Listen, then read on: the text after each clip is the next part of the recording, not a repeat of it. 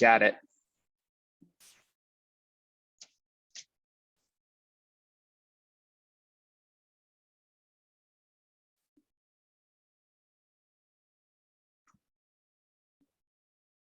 That actually has worked out surprisingly well.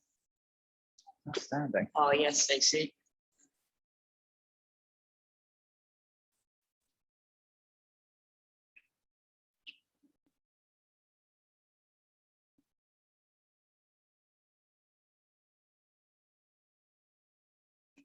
Let's wait for people to log on.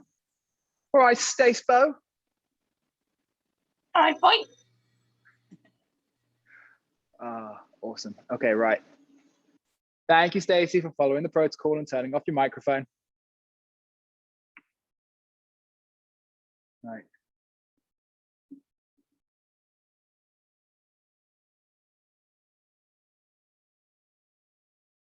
Give it another minute or so, guys. Just let everyone join in. Susan Jones sends her apologies. She can't make it.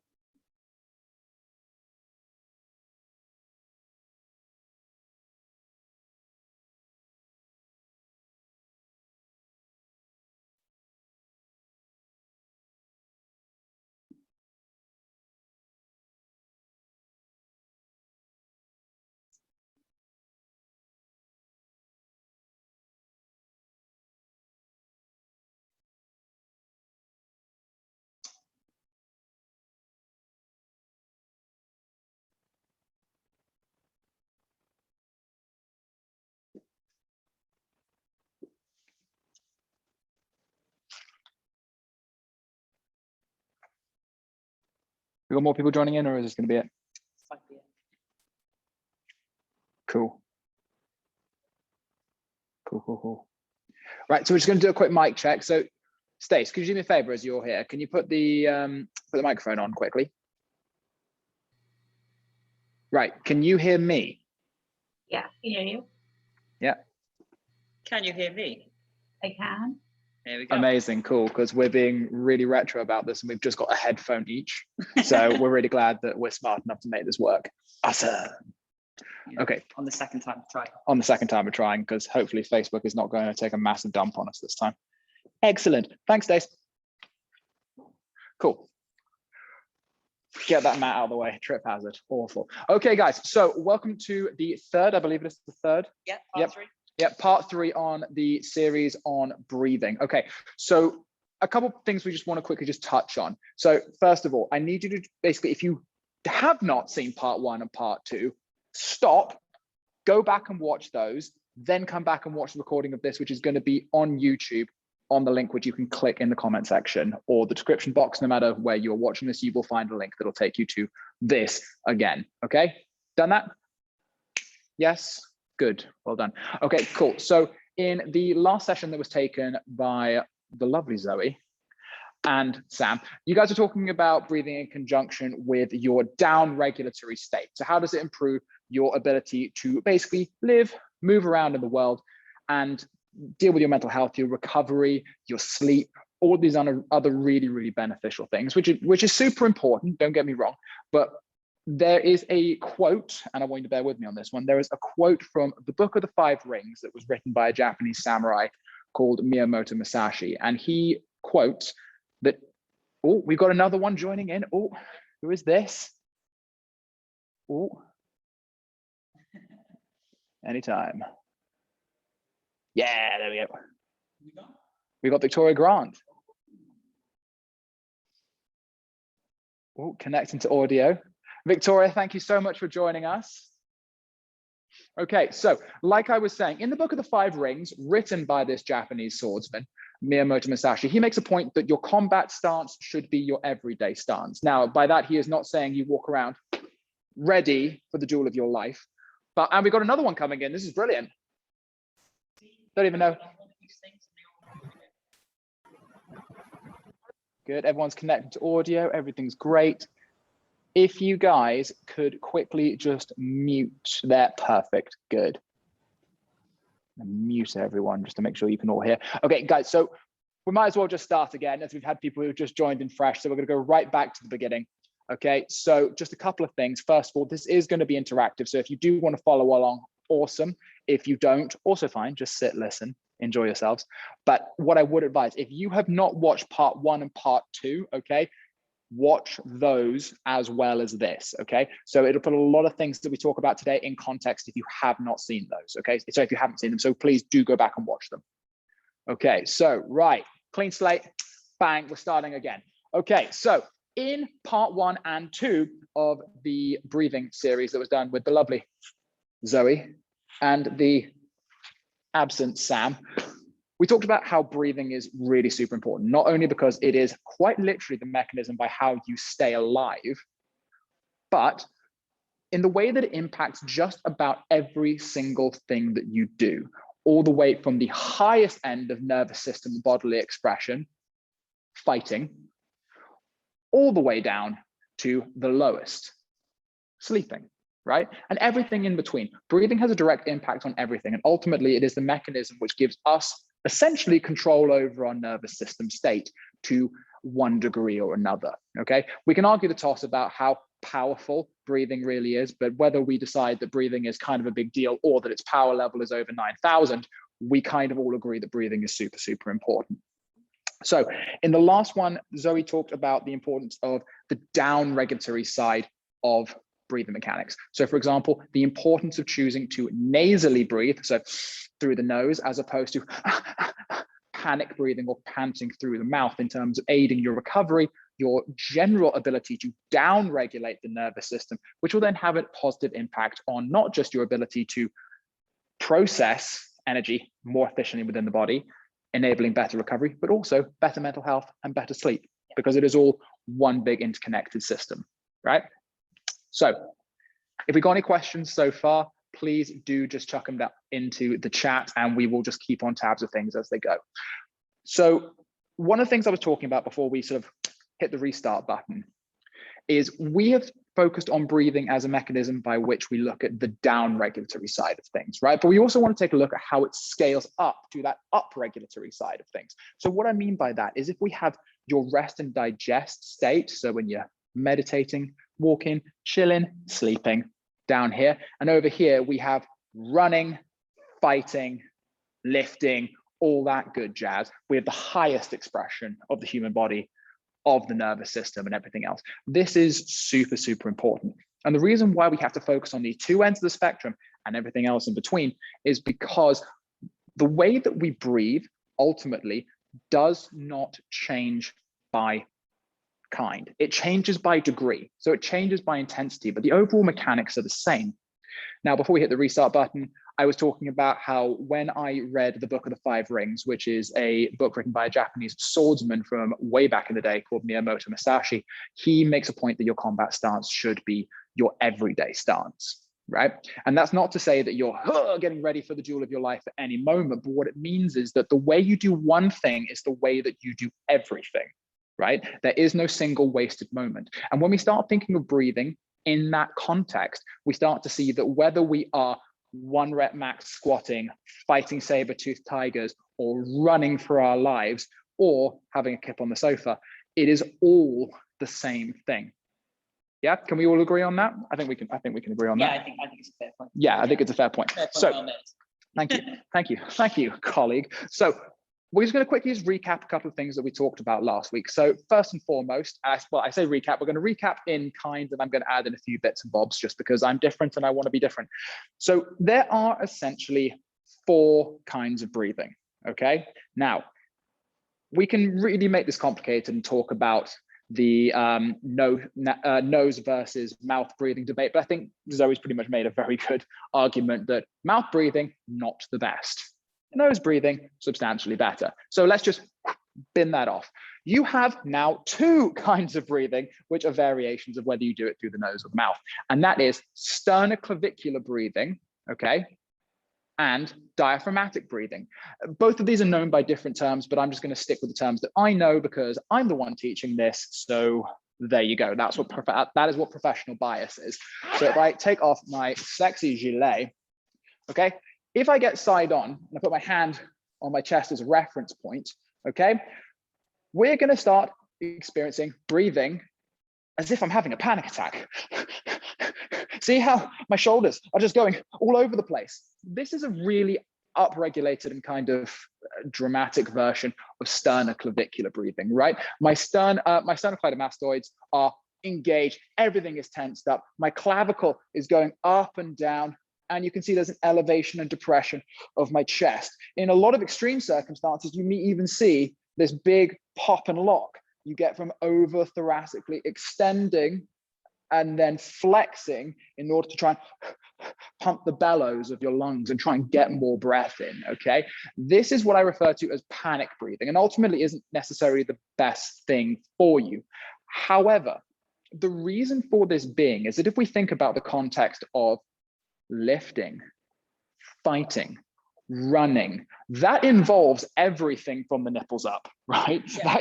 That involves your shoulders. That involves everything around here. So if I need to fight, but my primary breathing mechanic is, I'm too busy using the things that I need to breathe, right? So it's no wonder that a lot of fighters get gassed out. And no different than when we think about you guys squatting. Yeah. So if I'm in my back squat position, I am trying to keep my abs cobra tight, and I'm also trying to breathe, and I can't use my breathing things, my shoulders, I'm going to gas myself out. I'm going to be in a real, like, I'm going to be in a real shit state. Yeah. Let's just call it what it is. You do hear it a lot of times in the gym where it's like, say, doing sets of like 12 in the squat, which is, I joke all the time saying that's practically cardio, isn't it? It is. And then people are like, it's not the weights, it's the fact that I can't control my breathing. So it's like you're leaving a lot of stuff in the tank, really, in terms of like how much you potentially lift by not breathing correctly. Yeah, exactly. And the big part of that does come down to fatigue, and it comes down to panic. And another great quote, you'll find this out as we go through this series. I am a very big fan of picking up quotes from people that are far smarter than me. Fatigue makes cowards of us all, which I do believe was Vince Lombardi. But anyway, fatigue makes cowards of us all. And when we think about panic breathing, so that big, deep shrugging breaths, okay, that is panic. When you get fatigued, when you get tired, and when you get a little bit scared, that is going to happen, okay? But what we want to do is try and give you an alternative, right? Because ultimately there has to be a better way than this, and there is. So if you look at a baby, if you happen to have a baby to hand, look at the baby, okay? You will see that the baby is not breathing like this, okay? There's no head movement, there's none of this jazz that's going on. It's nice, it's smooth, it's calm, and most importantly, it's coming right from the diaphragm. So sidling up so people can see what I'm talking about. If I had to put my hand directly into the top of my abs, okay, how do you know it's the top of my abs? Because if I press really hard, I kind of want to fold, okay? Right where my diaphragm is, okay? If I put pressure through there, watch my shoulders, but watch my hand.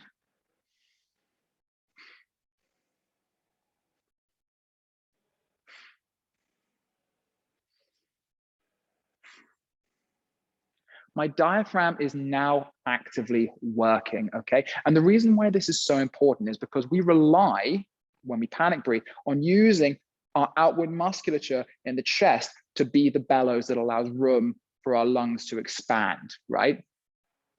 The diaphragm is meant to do that. That is meant to expand and create room for us directly down through the abdominal cavity, thus increasing the total amount of tidal volume of oxygen that we can take in, because ultimately your body is in a fight to get as much oxygen in it at all times as possible. Whether that's sleeping or whether that's lifting, we need to make sure that you can still have access to as much oxygen as possible.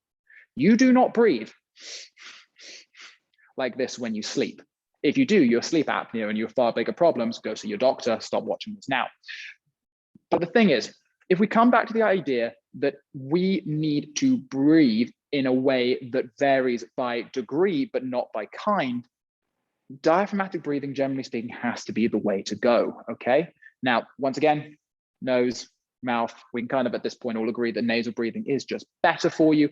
However, that is not to say there is not a place for mouth breathing. There is something that we can touch on, because I don't like saying in absolutes that this is the worst thing ever, because I think the PT industry is very, very guilty of that, of just trying to like black stamp everything and go, no. This is my opinion and I'm going to stick to it, and there's no give or take. Yeah. Everything is on a continuum, isn't it? Yeah, exactly. And at the end of the day, if we didn't need to panic breathe at some point, we wouldn't have the ability to panic breathe. Your body can only do things because at some point during our evolutionary like build up to where we are now, we've needed to go, hey man, look, I survived because I could do that thing. Yeah. So it's fine. But what we don't want to do is rely on something that we can do when we want to think about more, should we be doing it in that way, right? So first things first, okay, and this is a follow along thing, okay, and I want you guys to just all do this with me if you can. If you don't, because you're with loved ones or friends, and if you're with friends, I want to know why you're watching this instead of having fun with them. But if you can follow along, I would thoroughly recommend it. So first things first, I'd like you to just find the base of your rib cage. You'll know where it is because it starts to arc down into the lower section of your rib cage. It basically creates like a 45-degree angle. From there, when you meet in the middle, press in. You'll find this really squishy spot. That's not ab, it's not, oh, it affects my voice. So you'll find, okay, this really squishy spot, okay, just the top of your abs. There shouldn't be any breastbone there, okay? If you can feel that, you're pressing down into your diaphragm, okay? This is where the magic happens, okay? So first thing I want you to do is just get familiar with where that is. Now, before we do anything else, I want you to try and just push your fingers into that diaphragmatic valley, okay? And all I want you to do now is just take a really big, deep breath in. And a deep breath out. And a big breath in. And a big breath out. If you felt movement where the actual like wall of the abdomen was pressing into your fingers, okay, you are creating diaphragmatic tension. And the reason why we want to put a little bit of pressure there to start off with is because if I say to you, like, breathe into your diaphragm, this is an anathemous concept. It doesn't mean anything to you because you don't know where your diaphragm is. You don't know what it is. You don't know what it feels like. You don't know what it's meant to do. And I bet you thought, how could I get anathemous into this? But that is what it is. It's an anathemous concept. You don't have like context for what it is. Now you do, and this is really important. So what we're going to do now, we need to look at how breathing ultimately affects your spinal stability, right? Because it's all well and good us being hippie-ish and going, yeah, man, you need to be able to like, control your muscles and breathe at the same time. But while that's all well and good, once again, no context in terms of how we do this, then it's really hard to apply it in the real world. It's hard to make it something you can execute upon.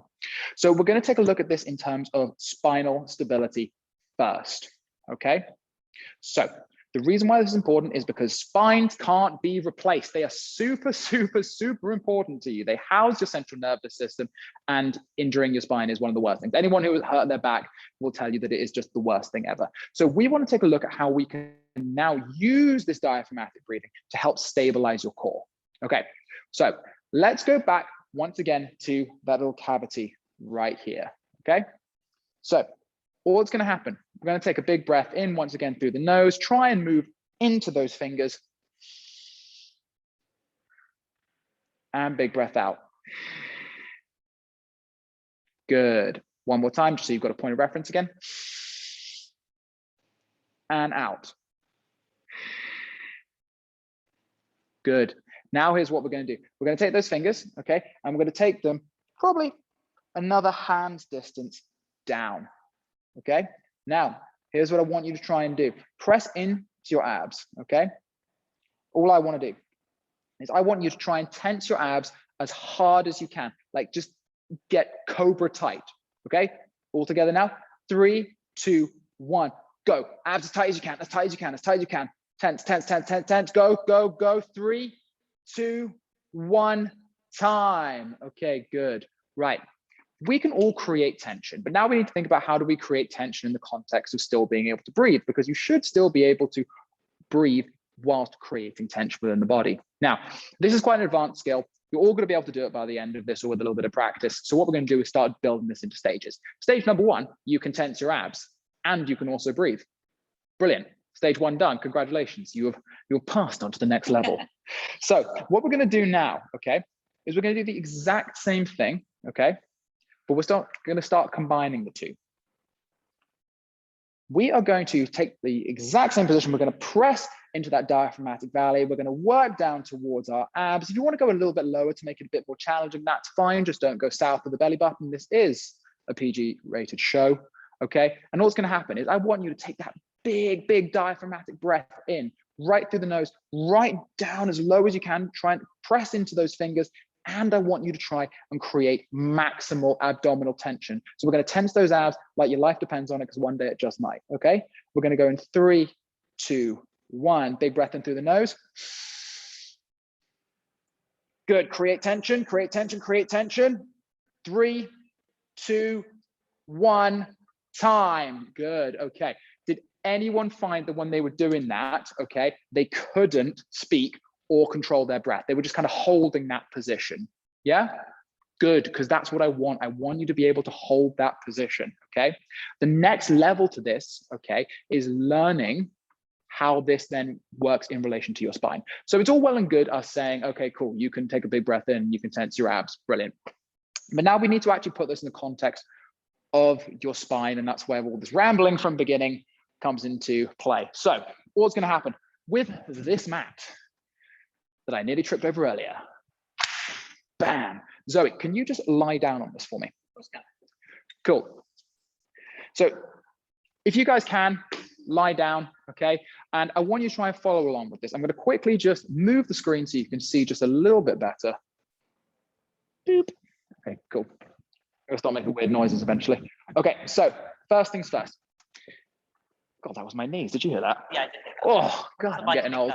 Christ. Okay, cool. So what's gonna happen? Zoe's going to take her her legs out completely straight. Okay, so Zoe, do you feel there's a slight arch in your lower back? Yeah. Cool. That's totally normal. You naturally have a lumbar curve, okay? Because you got to make space for your booty at the bottom and your shoulders at the top, okay? That curve is naturally there. What we want to do is try and basically straighten this whole thing out, okay? We're trying to minimize the curve, okay? And what we want to do now is to try and get as much muscular recruitment as possible and start thinking about how that impacts the spine. So there's a twofold progression to this. One, Zoe, could you do me a favor and just put your hands on your abs? You don't need to necessarily poke into them again, but a little bit of pressure just so you've got a reference point, okay? We'll just go a touch lower. There you go. Right, what I'd like you to do, when you can, take a really big breath in through your nose, try and press down into your abdominal cavity as hard as you can and tense your abs as hard as you can at the same time, okay? 3, 2, 1, big breath in. Hold for 5, 4, 3, 2, 1, time. Well done. Okay, so when you took that big breath in, did you feel any movement in your spine? Yeah, I can feel my back sort of flatten towards the floor a little bit. Awesome. Okay, cool. So we now can see that there's starting to be a direct relation between Zoe's abs and Zoe's spine. Did that feel like it was a secure position for you? Yeah. Cool. So all we're going to do now is take you to the next level, okay? So we are going to do the exact same thing, Zoe, but I want you to now squeeze your glutes as hard as you can at the top, okay? So we're going to take that big breath in, and once we're at full abdominal capacity, we should also be in full glute contraction. So we'll squeeze your ass as hard as you can, okay? 3, 2, 1, big breath in. 5, 4, 3, 2, 1, relax. Good. Okay. So what happened to your spine in your own words? So again, it flattened down a little bit. Mm-hmm. But I felt like I raised a little bit, like glute contraction, if that makes sense. Yeah. So you basically ended up in a completely neutral position the whole way through. Yeah. So yeah, exactly. So we talk about this position of neutral spine. And what that essentially means is that there is a stable link through every single segment of the spine. Okay. So essentially from shoulder to kneecap, I know there isn't a spine in your kneecap, but think of it this way, it's a lot easier if you do. There is rigidity there, okay? Now, next step, we need to start putting this in the context of how do we start regulating breath, okay? So let's think about this in terms of squats. So Zoe, with your hands there, so you've still got that tactile feedback, but if you guys feel confident, please just take your hands away, it's perfectly fine.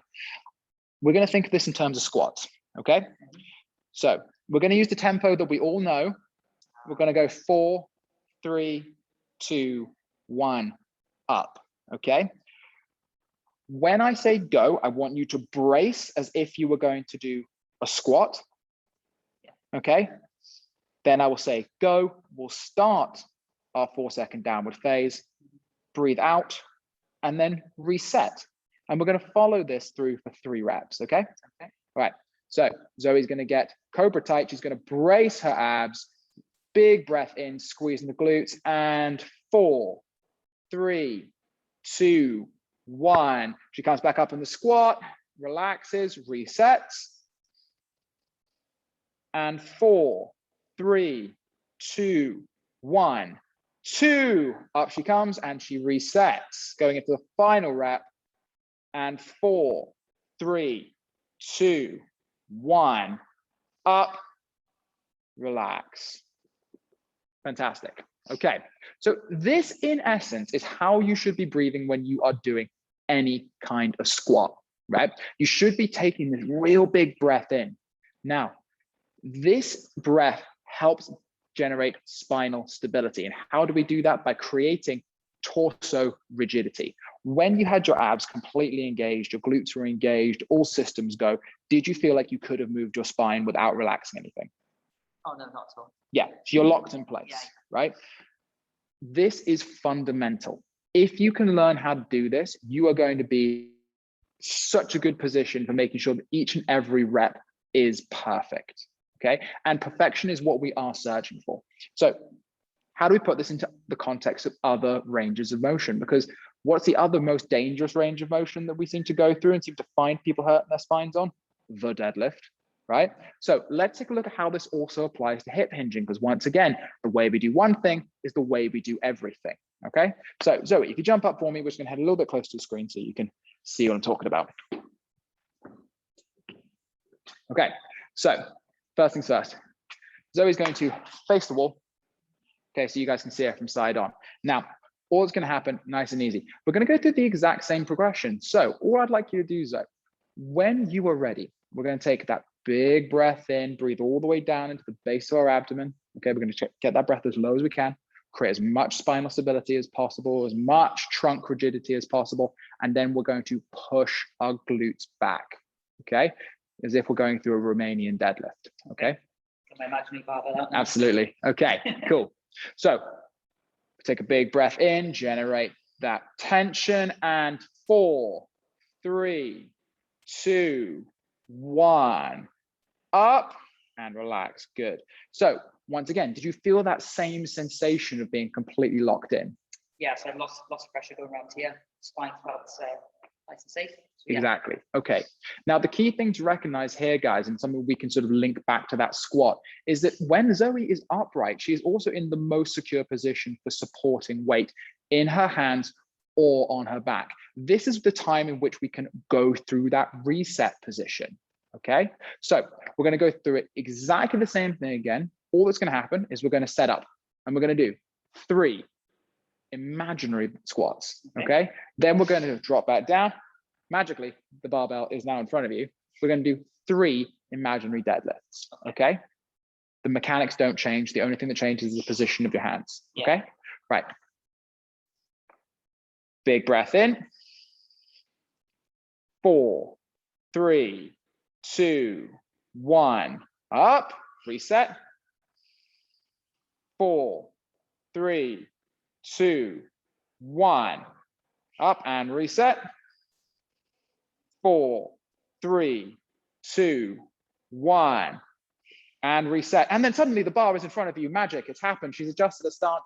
She's ready for the deadlift, and we're going to go exactly the same again. Big breath in, create that rigidity. 4, 3, 2, 1. Up. Good. Reset.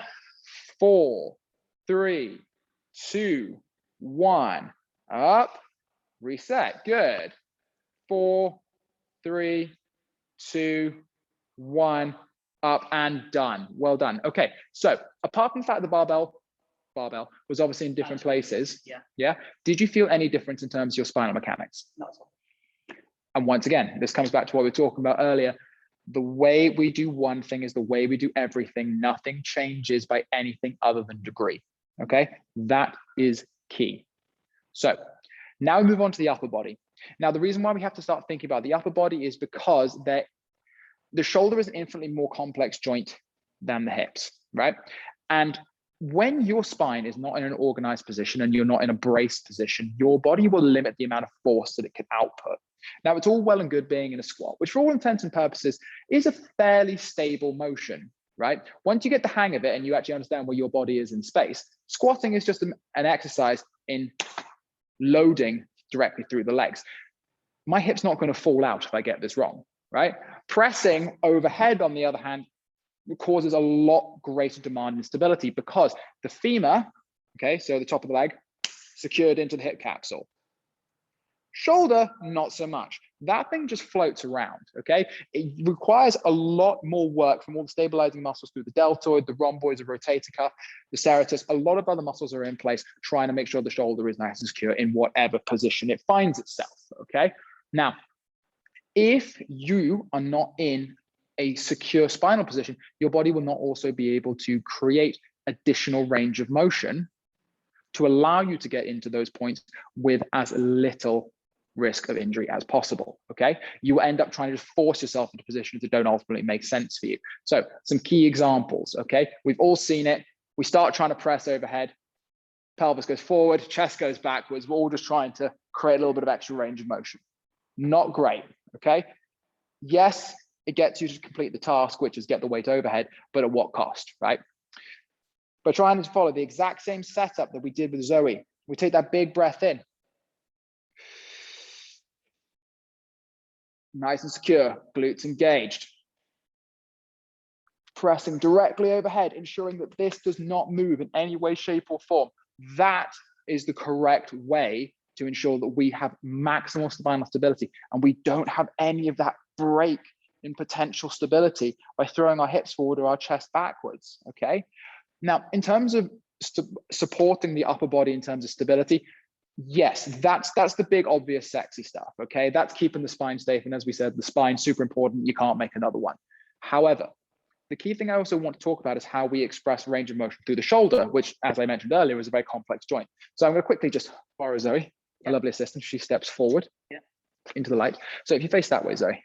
So all I'd like you to do is slouch, hyperextend. I don't really mind. Okay, just pick a stance. Cool. She's slouched. Lovely. Okay, cool. So if I take Zoe's arm and we relax it, okay, we're going to do what's called an external range of motion test. So I've secured Zoe's arm so there's a straight line from the elbow to the shoulder. Now, you can see that I'm just rotating. Try and relax. Let me drive the train. Let me drive the train. Okay, it's now just relaxed on my palm. If I take Zoe to the end of her external range of motion, we can see where her hand is, okay? That kind of just gives you an indication, a visual indicator of where she is in terms of her external range of motion, okay? It's not the best. Thank you. That's all right, that's what I'm here for. That's what I'm here for, okay? So now all that's gonna happen from there, we are going to take a look, okay, at how the actual position of the spine and rigidity of the torso has a direct impact on this. So if I take Zoe's arm just back to neutral, I just control it. Right, so stand up nice and tall, okay? And we're just gonna go into that brace position again. So we're going to just I don't need you to get as secure because we don't have an imaginary barbell to deal with this time, okay? But I still need you in a good position. Glutes engaged, abs engaged. Just give me sort of 50% tension, okay? Right then. Feel good? Okay, yeah. Cool. Just keep breathing, staying nice and chilled. Can everyone see that this is way more range of motion? Yeah? That's because the shoulder now has the freedom, and this, I'm not faking this is not a fluke, okay? And relax, good. This is because the shoulder now has the freedom and security in which to express the range of the motion that it actually has, okay? So also I should have said this is internal range of motion, this would be external range of motion. But anywho, so very technicalities, because that's the thing, you guys come here for me, not my actual correctness. So this is the thing, when we are securing spinal stability, okay, and by focusing on breathing, we create that mechanism by which we can create spinal stability. We're creating not just a safer position for you in terms of making sure that each repetition is perfect and safe and a replicant of the one that came before it, but also allowing your body and your joints to express their fullest range of motion with the highest level of stability. Yes, we want to make sure that we are continually creating perfection, each rep upon each rep and upon each rep. And by no means is this an excuse to try and breathe your way out of doing your mobility exercises. You cannot breathe yourself to an unstuck hip. However, it will massively improve your ability to relax the tension that is in those muscles due to nervous system over or under activation, depending on what your specific issue is. So to recap, breathing, super important. Everyone does it, but everyone needs to think about, does the way they breathe actually help them in the entire context of their lives? So we talked about panic breathing, right? That is not going to help anyone because it's taking away the things that you need in order to work, run, fight. We're not focusing on the actual internal breathing mechanics of our diaphragm, which ultimately means that we can't then generate core stability, which is a 360 event. Did you feel when you squeezed your glutes and you got your abs engaged, your obliques turned on? Yeah, the pressure was all the way around. Yeah. Your obliques turn on, your intercostals turn on, your spinal erectors turn on, like everything just suddenly just goes. And that's what we want to do. We want to create the ultimate amount of stability. And that starts with just breathing into the section of the body that we are trying to stabilize, okay? We are trying to stabilize the spine by breathing into the abdomen and making sure that we create the most amount of tension possible, okay? So yes, focus on the meditating, focus on how you can use breathing to improve your recovery, improve your sleep. But on the upper end of things, how am I using breathing as a mechanism by which I can secure my spine, secure my body, and give myself the greatest foundation to express the amount of strength that I actually have within me as my base strength potential? This is what I want you to think about. So that when we think about breathing, the way that you breathe when you meditate, the way that you breathe when you sleep, and the way that you breathe when you lift, once again, vary only by degree and never by kind. Thanks. Right. Anything else? Anything to add? No, I think you absolutely nailed that. So I'm not going to chip in anymore. Crushed it. Awesome. Let's go to the chat, see if we have any questions.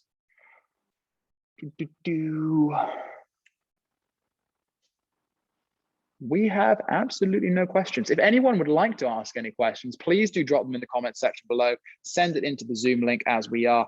Please do feel free to just hit Zoe and I up on Instagram, on Facebook, go through the actual SOS site, find us individually. We're here to answer all of your questions. And yeah, thank you very much, all of you, for joining in. It was a great, great pleasure.